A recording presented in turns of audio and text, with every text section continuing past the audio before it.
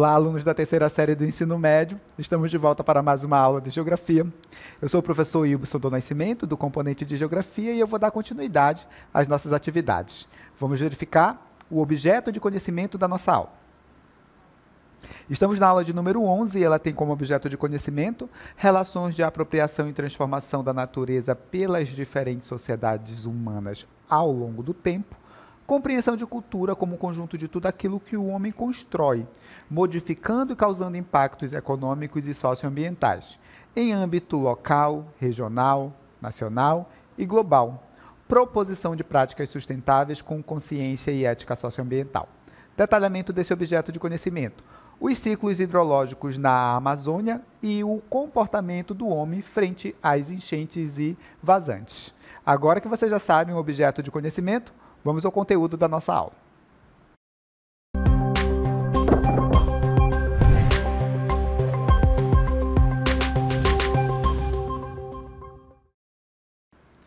Bem, nesta aula nós vamos falar basicamente de ciclo hidrológico. A gente vai entender o que é o ciclo hidrológico, bem como o funcionamento, as etapas do ciclo hidrológico. Vamos compreender também as particularidades do ciclo hidrológico aqui na Amazônia, que possibilita que a gente tenha aqui período de cheias e vazantes, conforme essas imagens que vocês estão observando aqui neste momento, certo? E nós vamos entender também um pouco melhor o comportamento do homem aqui na Amazônia frente às cheias e vazantes que acontecem aqui na nossa região de uma forma sazonal, certo? Mas nós vamos por etapas e, primeiramente, eu gostaria de definir neste momento aqui com vocês o ciclo hidrológico, O que é esse ciclo hidrológico? Acompanhem comigo. O ciclo hidrológico, ou ciclo da água, é o conjunto, é o movimento, contínuo da água presente nos oceanos, continentes, e essa água pode estar na superfície, no solo, nas rochas e também na atmosfera.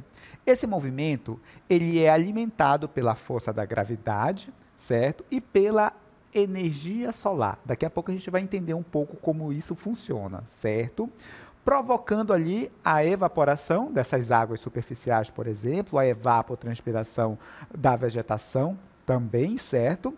Das águas que estão nos oceanos, que estão também nos continentes, certo? Quero destacar também para vocês que essa água que evapora, ela vai parar na atmosfera, certo? E lá na atmosfera, esse vapor d'água que subiu, pela questão da altitude, lá na atmosfera o ar é mais frio.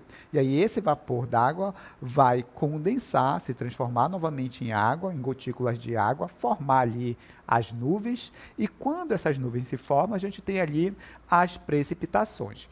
É importante que vocês saibam que a chuva não é a única forma de precipitação que a gente tem, embora ela seja a mais comum, em especial aqui na Amazônia, por conta do clima equatorial quente e úmido, certo? Então, normalmente, quando a gente tem precipitação aqui, ela cai em forma de chuva. Mas nós temos outras formas de precipitação, como, por exemplo, a neve, que acontece em regiões com clima que são, obviamente, favoráveis à ocorrência desse fenômeno, bem como condições meteorológicas bem específicas para que a precipitação em forma de neve aconteça. É raro, mas acontece aqui na Amazônia a precipitação em forma de granizo, certo? Temos registros aqui de chuva de granizo em algumas cidades do estado do Amazonas, por exemplo, certo? Bem, como a gente vai tratar de ciclo hidrológico, eu gostaria de definir melhor essa questão do que é o ciclo hidrológico através da visão de um profissional da área de biologia. Para isso, eu convidei a professora Manuela Cerejo, que vai falar um pouco sobre o que é o ciclo hidrológico, as etapas do ciclo hidrológico, bem como a importância deste ciclo para a vida em todo o nosso planeta. Acompanhe aí a nossa entrevistada de hoje, a nossa convidada de hoje, professora Manuela Cerejo. Vamos lá. Olá, alunos da terceira série, tudo bem? Eu sou a professora Manuela Cerejo e estou aqui para trazer um pouquinho de biologia para vocês. Então vamos aí falar sobre o ciclo da água ou ciclo hidrológico. Então a gente sabe que a água é fundamental para a sobrevivência dos seres vivos, e é através do ciclo hidrológico que essa substância vai passar pelo meio abiótico, meio sem vida, como o ar, o solo, e passa pelos seres vivos também, certo? Para a gente entender como é que ocorre esse ciclo, é importante que a gente saiba que o Sol é fundamental para dar a energia necessária para iniciar o ciclo da água. Nós temos aí a água que possui 3 estados físicos. Nós temos o sólido, o líquido e o gasoso. Sendo o estado líquido o fundamental, a fase primária, que é a que nós, seres vivos, mais utilizamos. Então, a gente pode começar o ciclo da água pelos rios, lagos e oceanos com uma grande quantidade da água em sua forma líquida. Então, nesse momento, nós temos aí o Sol com a sua energia, que vai fazer com que essa água na forma líquida mude de fase e passe para vapor. A esse fenômeno nós chamamos de evaporação. Quando esse vapor sobe para a atmosfera, nós temos também o vapor que vem das plantas. A esse processo nós chamamos de evapotranspiração. Então, nós temos tanto o vapor que veio dos rios, lagos e oceanos, quanto da transpiração das plantas. Essa grande quantidade de vapor vai para a atmosfera. Na atmosfera, a temperatura é mais baixa e, por isso, passa por uma condensação. Deixa de ser vapor e volta a ser o estado líquido, formando as nuvens, que nada mais são do que gotículas de água. Em determinado momento, essas gotículas elas vão precisar ser liberadas. E quando elas são liberadas, nós temos aí a precipitação, que é influenciada pela gravidade. Quando essa precipitação ocorre em ambientes frios, ela é feita por meio de neve ou granizo, mas normalmente nos ambientes com temperatura mais amena, nós temos aí essa precipitação em forma de chuva, que nada mais é do que o retorno da água líquida para a superfície. Volta para os rios, para os lagos, para os oceanos. Pode alcançar ainda os solos. Quando isso acontece, a gente chama de infiltração, que é quando a água consegue alcançar os aquíferos, que são as reservas de água subterrânea que nós temos, e também as raízes das plantas. Então, resumindo para vocês, no ciclo da água nós temos evaporação, evapotranspiração, condensação, precipitação e a infiltração que ocorre lá no solo. Tá bom? Então, até a próxima!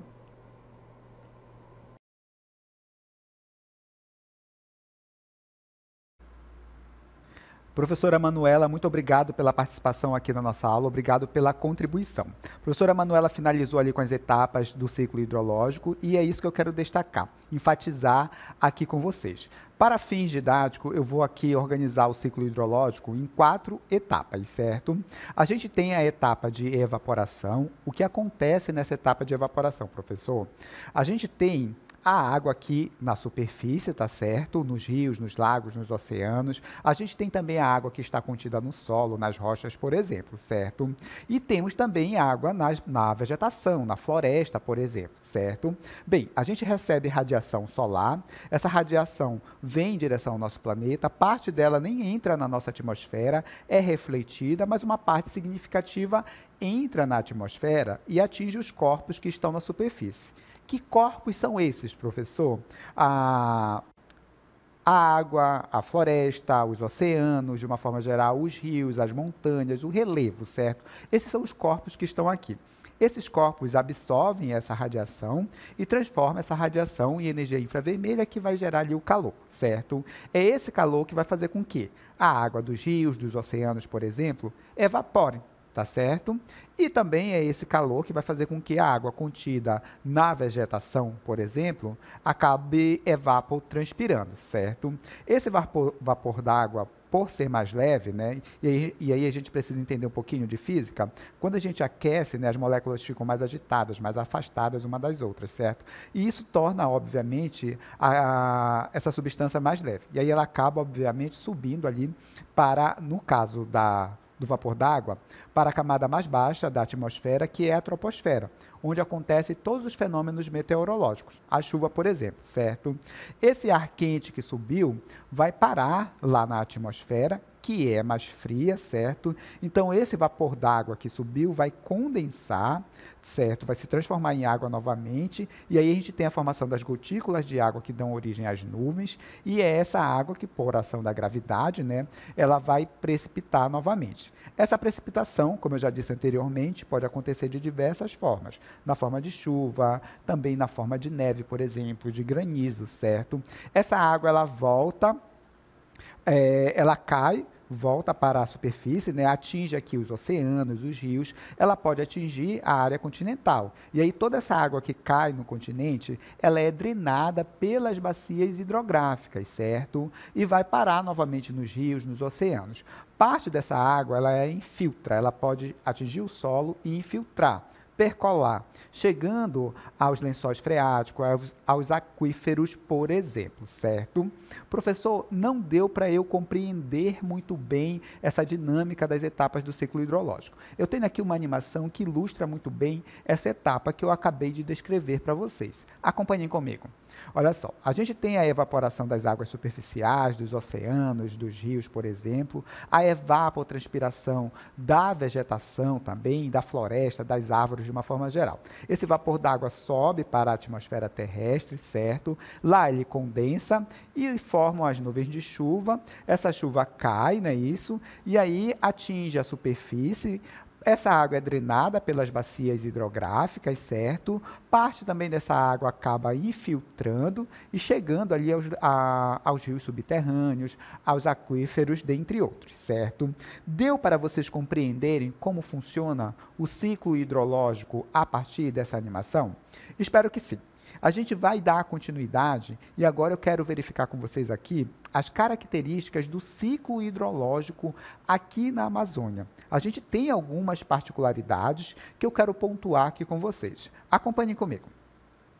Olha, o ciclo hidrológico na Amazônia, ele se diferencia um pouco, em especial pela presença da floresta, certo? Mas nós temos algumas características que eu quero elencar aqui com vocês, além da presença da floresta. Olha só, a Amazônia é a região onde mais chove no nosso planeta, certo? E, professor, por que chove tanto na região amazônica, certo? Olha, é simples. Nós temos aqui rios intensos, tá? Rios extensos, perdão, certo? E temos muita água aqui, temos a floresta que perde muita umidade também através do processo de evapotranspiração. Então, temos muita água aqui. Temos uma intensa incidência de radiação solar. Nós estamos aqui na área equatorial e a gente recebe radiação solar durante o ano inteiro. Então, nós temos a água e o combustível para que a gente tenha a formação de umidade, certo? Essa umidade sobe para a atmosfera e é isso que vai proporcionar, né, fazer com que a gente tenha chuvas intensas aqui e constantes na Amazônia. Por isso, a Amazônia tem aí índices pluviométricos muito elevados em relação a outras áreas do planeta. Deu para entender? A gente tem tudo que a gente precisa ali para a formação de chuva, água e radiação solar, certo? Dando continuidade. A gente tem também aqui a maior bacia hidrográfica do mundo, tá certo? Que é a bacia hidrográfica da Amazônia ou bacia hidrográfica do Rio Amazonas. As duas formas de nomeá-la estão corretas, certo? Temos aqui também o maior rio do mundo, tanto em extensão territorial, como também em volume de água. Esse rio é o Rio Amazonas. Além disso, alguns afluentes do Rio Amazonas são muito extensos também. É o caso do Rio Xingu, do Tapajós, dentre outros rios. O próprio Rio Negro, que passa aqui pela cidade de Manaus, né, isso também é um rio bem extenso, certo? Bem, o ciclo hidrológico na Amazônia, ele apresenta, como eu já falei para vocês, algumas especificidades ligadas ali à questão da presença da floresta. E, professor, como é que a floresta contribui e age nesse ciclo hidrológico? Olha, como eu já falei anteriormente, agora eu vou detalhar melhor, a vegetação, ela perde muita umidade também, certo? Quando a radiação solar atinge a copa das árvores, por exemplo, a gente tem essas plantas perdendo ali umidade, né? Através do processo que nós chamamos de evapotranspiração, que consiste basicamente na evaporação da água que está presente ali na copa das árvores, nas folhas, na árvore em si, certo? Bem, essa evapotranspiração, ela pode ser observada a partir dessa imagem que está aqui. Quando eu era criança, eu costumava dizer que essa espécie de nuvem, de neblina, né, nuvem que aparece ali em cima da vegetação, era fumaça, né? Para mim, era tipo uma fumaça, certo? E é quase isso, né? Isso é vapor d'água, obviamente, certo? É muito comum a gente ter essa imagem aqui na Amazônia, e provavelmente vocês já se depararam com essa imagem, não com a imagem, com o fenômeno em si, andando aqui pela nossa região, e ela acontece normalmente quando a gente tem um dia muito intenso de radiação solar pela manhã, início da tarde, até as 14 horas, por exemplo, e aí forma um temporal, um toró no horizonte, aí chove, né? Choveu, na mesma velocidade que a chuva chega, ela vai embora e o sol já aparece de novo. E aí, com o passar do tempo, com alguns minutos depois, a gente olha para a copa das árvores e a gente vê essa imagem aqui, não é isso? Esse é o processo de evapotranspiração acontecendo. Professor, o processo de evapotranspiração manda mesmo muita água para a atmosfera através de vapor?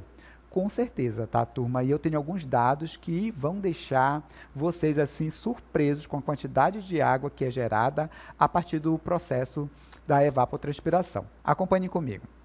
Tenho aqui dados do INPA, que diz o seguinte: uma árvore que possui uma copa de 10 metros de diâmetro, poderia ser uma mangueira, que a gente conhece muito bem, por exemplo, né, turma? É capaz de evapotranspirar 300 litros de vapor de água por dia, uma caixa d'água de água quase diariamente, tá, turma? Se a gente levar em consideração que a floresta amazônica, ela possui em média 600 bilhões de árvores, a gente está perdendo árvores, tá, turma? É uma média. A gente teria aqui diariamente 6 trilhões de litros de água mandados ali para a atmosfera. É muita coisa, né, turma? Parte desse vapor d'água acaba por se condensar, formando ali as nuvens que rapidamente se transformam em chuvas, graças, obviamente, ao calor, às características do nosso ambiente, certo? Bem, queria destacar para vocês também que toda essa evapotranspiração manda muita umidade para a atmosfera, certo? Essa umidade que vai parar na atmosfera, ela é deslocada para outras regiões do nosso país e também da América do Sul. De que forma? A água dos rios e lagos e igarapés evaporou, a água contida na copa das árvores também evaporou através da evapotranspiração. A gente tem a circulação atmosférica, os ventos alisos vindo lá do Oceano Atlântico, passando pelo Nordeste, entrando aqui na Amazônia, vão pegar essas massas de ar e vão deslocá-las em direção ao oeste da América do Sul. Quando elas chegam mais para o oeste, elas encontram, essas massas de ar, encontram ali a Cordilheira dos Andes. Quando essas massas de ar se chocam com a cordilheira, a gente pode ter a ocorrência do que nós chamamos de chuvas orográficas. Aí chove um pouco nessa região. O que não chove ali é direcionado por essas correntes atmosféricas para outras regiões da América do Sul e para outras regiões também do território brasileiro, como, por exemplo, a região centro-oeste, a região sudeste e a região sul. É essa umidade produzida pela floresta aqui na Amazônia que leva água, que leva a chuva para o centro-oeste, que é uma região muito importante do ponto de vista econômico, por conta da agricultura e da pecuária, leva também umidade, chuva para o sul, para o sudeste também. Olha como o fenômeno ele é importante e olha a importância também da gente manter essa floresta de pé. Caso não tenha ficado claro o que é o principal, eu esqueci de falar para vocês.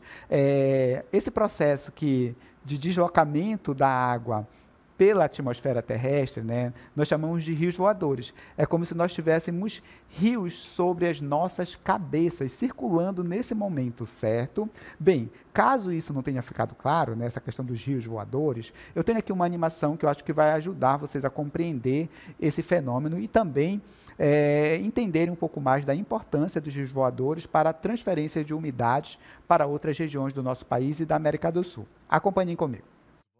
Os rios voadores representam características atmosféricas fascinantes e vitais para o equilíbrio ecológico.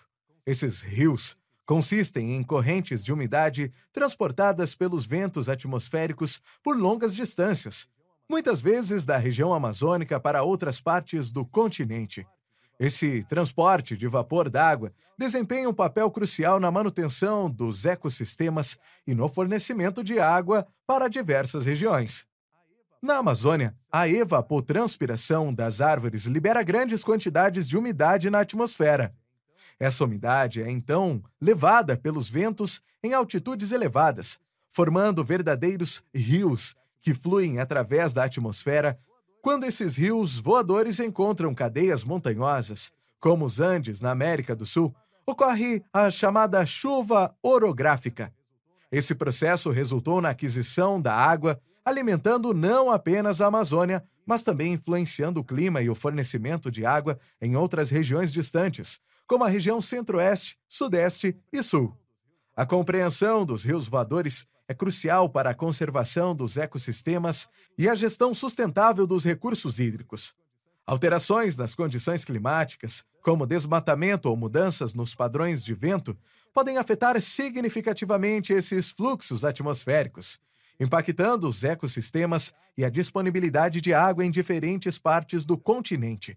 Portanto, estudar e preservar esses rios voadores é essencial para garantir a saúde e a sustentabilidade ambiental em escalas regionais e globais. Deu para compreender melhor como se formam esses rios voadores através do vapor d'água que é mandado para a atmosfera terrestre aqui na Amazônia. Esse vapor d'água, ele é deslocado ali para outras regiões do nosso país, levando ali umidade, levando chuva para as outras áreas, tanto da América do Sul como também do território brasileiro.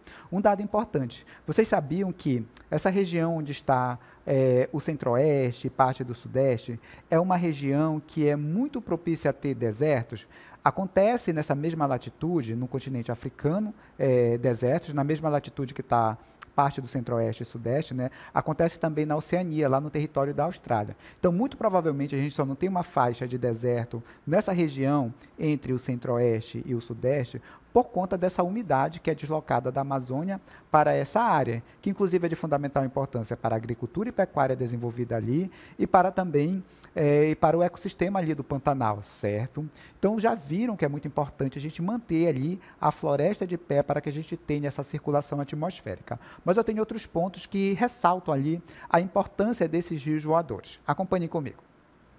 Bem, os rios voadores são importantes porque eles fazem a transferência de umidade para outros locais. Eles são importantes também porque fazem também a distribuição das chuvas. São importantes porque sustentam ali outros ecossistemas, como é o caso do Pantanal, por exemplo. Mantém a dinâmica do clima, tanto numa escala local, como regional e também global. E traz para a gente segurança hídrica, já que a gente tem ali a possibilidade, né, de ter essa água sendo renovada através do ciclo hidrológico, certo? E, professor, como se dá essa questão das cheias e vazantes no rio Amazonas, né, e como o ciclo hidrológico aqui contribui para a gente, contribui para que a gente tenha aqui, né, a questão de interferências ou não na vida do homem aqui na Amazônia, certo? Primeiramente, eu gostaria de tratar de uma questão aqui com vocês importante, que está relacionada ali à dinâmica de cheias e vazantes dos rios, certo?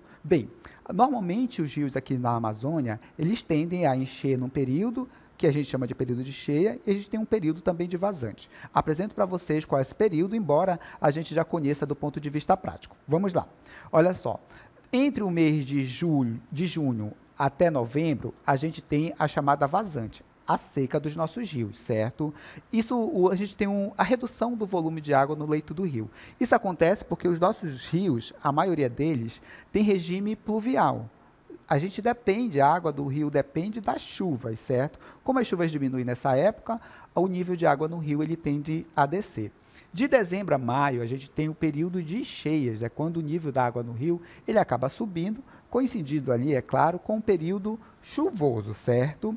Bem, o homem aqui na Amazônia ele já está muito bem adaptado a essa questão das cheias e vazantes, né? A gente conseguiu, ao longo do tempo, se adaptar. Então, a gente convive muito bem com esses dois momentos, tá certo? Tanto com as cheias quanto com as vazantes, certo? Basta a gente citar o caso da população ribeirinha, que já está preparada ali para esses momentos. Quem vive, os ribeirinhos, por exemplo, que vive ali nas margens dos rios, ele tem um período que ele sabe que o gado pode vir para próximo da margem do rio, eles fazem a cultura de ciclo curto, cultivam ali umas espécies que demoram 6 meses para nascer e dar frutos, por exemplo, é o caso das hortaliças. Então, eles têm toda uma dinâmica seguindo ali essa dinâmica de cheias e vazantes aqui dos nossos rios. Então, de uma forma geral, nós já estamos preparados para lidar com cheias e vazantes. Contudo, as mudanças climáticas elas têm provocado ali o agravamento tanto das cheias como das vazantes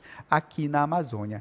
E para esses fenômenos extremos de cheias e vazantes, o homem aqui na Amazônia, ele não está preparado para os fenômenos extremos, certo? E a gente observa que, com essas questões relacionadas às mudanças climáticas, as cheias e as vazantes na Amazônia, elas têm se intensificado e o tempo de duração também tem aumentado. A gente vai analisar o Rio Negro, as cheias e vazantes do Rio Negro, mas a gente pode entender isso para toda a Amazônia também.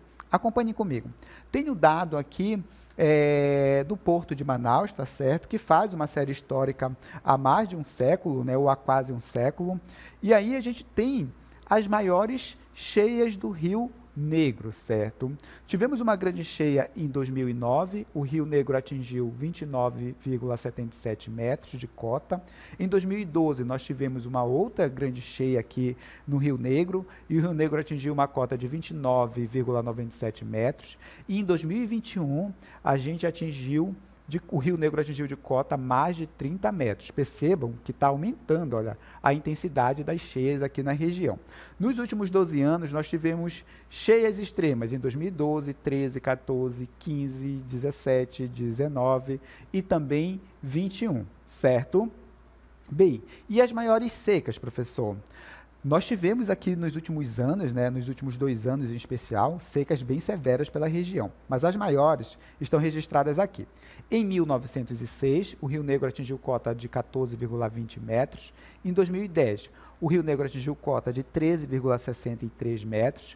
Em 2023, esse dado baixou ainda mais, 2023, tá? 12,70 metros, certo? E em 2024, a gente caiu um pouco mais, a seca foi ainda mais severa e o Rio Negro atingiu cota de 12,66 metros. Estão conseguindo perceber que as cheias e secas estão mais presentes, mais constantes e também mais sérias, mais graves, certo? E isso, obviamente, tem causado impacto para a nossa vida aqui na Amazônia de uma forma geral. Eu tenho imagem aqui do centro de Manaus no período de cheia do Rio Negro, a gente tem um alagamento ali da região mais central, isso traz problemas para a população, em especial a perda de bens materiais, também tem a ocorrência de muitas doenças que acabam se propagando nesse período de cheia, como é o caso da leptospirose, certo? A seca também traz problemas. Temos aqui uma imagem da área ali do Porto de Manaus, e a gente observa que no período de seca, a gente tem um comprometimento também da nossa reprodução aqui na Amazônia. Isso porque a organização social, política, econômica, cultural aqui na Amazônia está muito ligada às cheias e vazantes dos rios. Os rios são as nossas ruas, as nossas estradas, é por onde as mercadorias saem e chegam no nosso território, certo? E nesse período de secas mais severas, muitas comunidades, muitos municípios ficam isolados, certo? Sem alimentos, muitas das vezes, e sem suplementos básicos, como, por exemplo, os insumos hospitalares que acabam faltando quando essa seca ela é muito severa, certo? Temos aqui uma imagem que mostra esses dois momentos, certo? E esses impactos das cheias e vazantes na rotina do homem amazônida, a gente pode observar através, assim, das manchetes que a gente observa nas redes sociais, nos jornais impressos, televisionados, né? A gente tem uma ali no que diz respeito às enchentes. Enchentes geram impacto na agricultura e pesca. As enchentes, turma, atrapalham a atividade agrícola, em especial a atividade agrícola de ciclo curto, o cultivo de hortaliça, melancia, por exemplo, atrapalha também a pesca, certo? A seca também, as vazantes também afetam, tá certo? Olha só as notícias em relação às enchentes, né? Isso, as vazantes, perdão. Vamos lá. A vazante gera escassez de água na comunidade. Falta água na Amazônia, falta água potável em especial e principalmente no momento de estiagem mais extensa, certo? Mais extrema, perdão. Tenho aqui um vídeo que mostra para vocês como fica a paisagem aqui na Amazônia nesse momento que a gente tem as secas mais severas. Acompanhem comigo. Olha só, temos imagem aqui da região amazônica num período de estiagem e a gente observa que os rios secam de fato, a navegação fica comprometida, fica mais perigosa também, as comunidades perdem o acesso ali, não é isso? A gente tem dificuldade de levar mercadoria, de levar suplementos, de levar insumos para essa população, então afeta demais o nosso cotidiano, a nossa rotina. Como eu falei para vocês, a vida do Amazônia, de uma forma geral, ela segue o regime de cheias e vazantes dos rios, né? Eles determinam a nossa organização social, política e econômica, conforme eu já falei para vocês. Bem, com isso, a gente finaliza o conteúdo da nossa aula.